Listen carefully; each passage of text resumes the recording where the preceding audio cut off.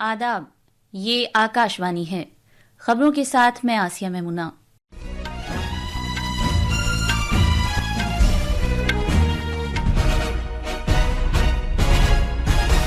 वजीर आजम नरेंद्र मोदी ने नई दिल्ली में भारत मोबिलिटी ग्लोबल एक्सपो का इफ्तिताह किया।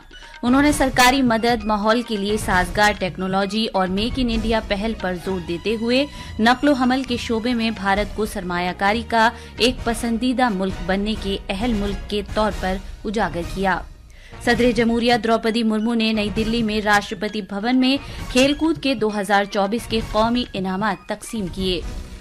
वजीर खारजा डॉक्टर एस जयशंकर ने बेंगलुरु में नया अमरीकी कौंसिल खाना खोले जाने की तारीफ की, जो अमरीका के साथ ताल्लुकात को मुस्तहकम करने के लिए लाजमी है। दिल्ली असेंबली इंतखाबात के लिए नामजदगियां दाखिल करने का अमल आज शाम खत्म हो जाएगा। पाकिस्तान के साबिक वजीर आजम इमरान खान को जमीन से मुतालिक बदउनवानी के एक केस में 14 साल कैद की सजा सुनाई गई है। और ऑस्ट्रेलिया ओपन टेनिस में भारत के रोहन बोपन्ना चीन के अपने साथी जैंग शुआई के साथ मिलकर मिक्स्ड डबल्स के दूसरे राउंड में पहुंच गए हैं। अब खबरें तफसील से। वजीर आजम नरेंद्र मोदी ने आज नक्लो हमल के शोबे में सरमायाकारी के एक पसंदीदा मुल्क के तौर पर भारत की सलाहियत को उजागर किया है। उन्होंने सरकारी मदद, माहौल के लिए साजगार टेक्नोलॉजी और मेक इन इंडिया पहल पर जोर दिया। जनाब मोदी आज नई दिल्ली के भारत मंडपम में मुल्क में नक्लो हमल से मुतालिक सबसे बड़ी नुमाइश भारत मोबिलिटी ग्लोबल एक्सपो 2025 का इफ्तिताह करने के बाद इजहार ख्याल कर रहे थे। जनाब मोदी ने जोर देकर कहा कि भारत के नक्लो हमल से मुतालिक शोबे में बेमिसाल तौर पर यकसर तब्दीली आ रही है, जिसकी वजह से मुल्क के अवाम की उमंगें हैं।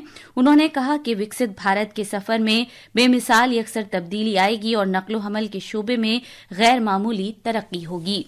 उन्होंने खास तौर पर कहा कि मुल्क की ऑटो सनत में पिछले साल 12% सालाना का इजाफा हुआ है।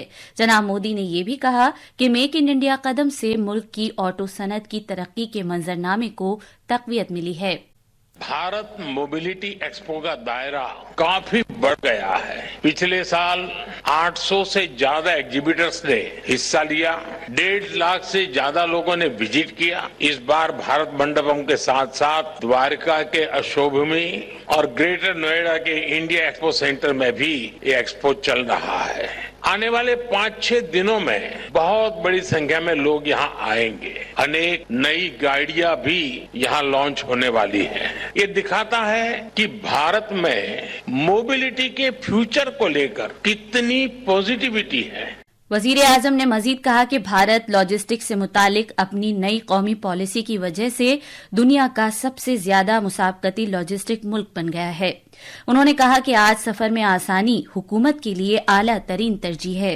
जनाब मोदी ने यह भी इशारा दिया कि भारत माहौल के लिए साजगार टेक्नोलॉजी, इलेक्ट्रिक गाड़ियों, हाइड्रोजन ईंधन और बायो ईंधन के फरोग पर तवज्जो मरकूज कर रहा है।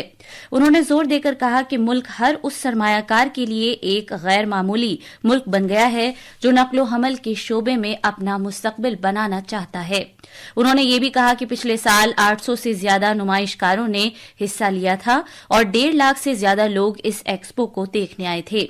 वजीर आजम ने एक्सपो में ऑटो, मोटिव और नक्लो हमल के शोबे में उन पवेलियंस का भी जायजा लिया जिनमें इख्तराआत और हुसूलियाबियों को नुमायां किया गया है।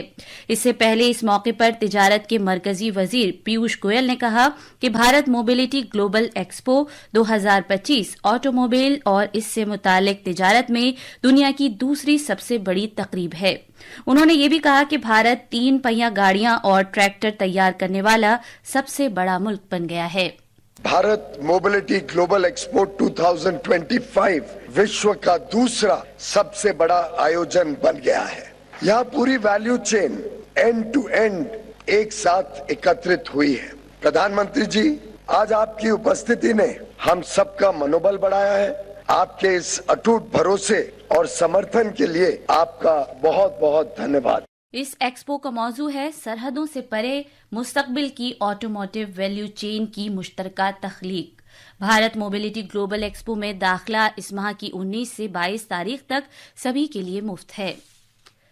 वजीर आजम नरेंद्र मोदी ने आज कहा है कि गुजरात में वाड़नगर की शानदार तारीख 2500 साल से ज्यादा कदीम है। सोशल मीडिया पर एक वीडियो शेयर करते हुए वजीर आजम ने इस बात को उजागर किया कि इस तारीखी विरसे को महफूज रखने के लिए मुनफरिद इक़दाम किए गए हैं।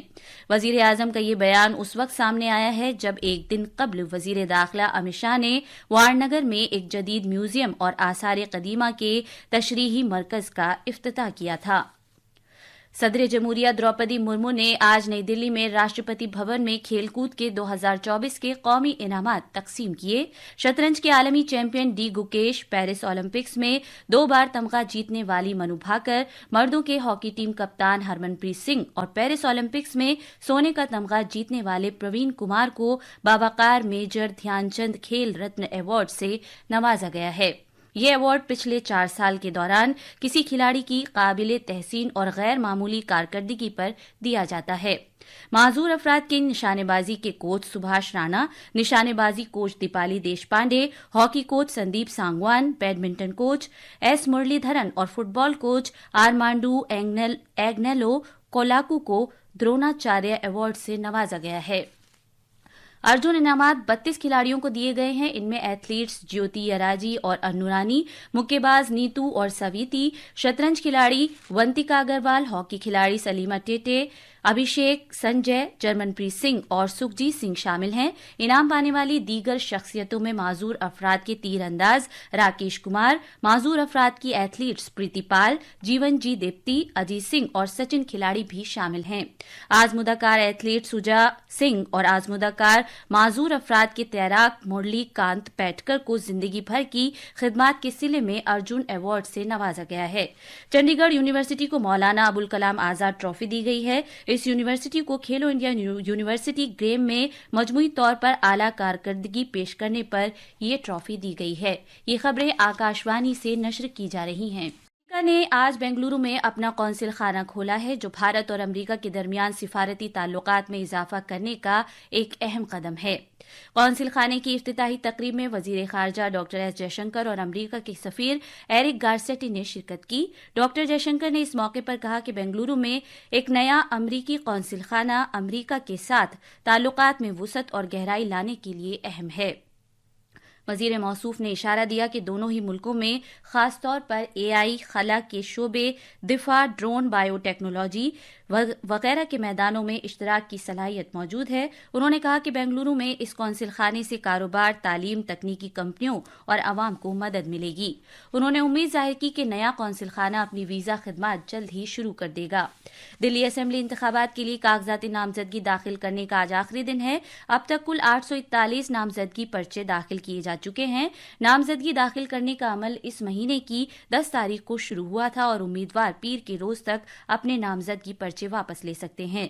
दिल्ली असेंबली इंतखाबात के लिए वोटिंग अगले महीने की 5 तारीख को, जबकि वोटों की गिनती 8 फरवरी को की जाएगी।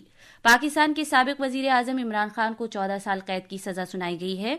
उन्हें यह सजा 19 करोड़ पाउंड के अलकादिर ट्रस्ट केस के सिलसिले में सुनाई गई। उनकी अहलिया बुशरा बीबी को 7 साल कैद की सजा सुनाई गई। ये फैसला आज अडियाला जेल में एक आर्जी तौर पर कायम किए गए अदालती कमरे में जज नासिर जावेद राणा ने सुनाया, जहां सख्त हिफाजती इंतजाम किए गए थे।